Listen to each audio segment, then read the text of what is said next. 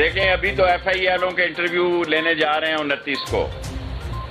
बड़ी बेरोजगारी है, सो वो कितना टाइम लगता है, और हो सकता है मुहर्रम के बाद शुरू करें, क्योंकि कई इंटरव्यू लेने वाले हमारे अहले तशीब भाई हैं, उनका ये ख्याल है कि मुहर्रम के बाद शुरू। मेरे पास 5 मिनट हैं पूरे करो।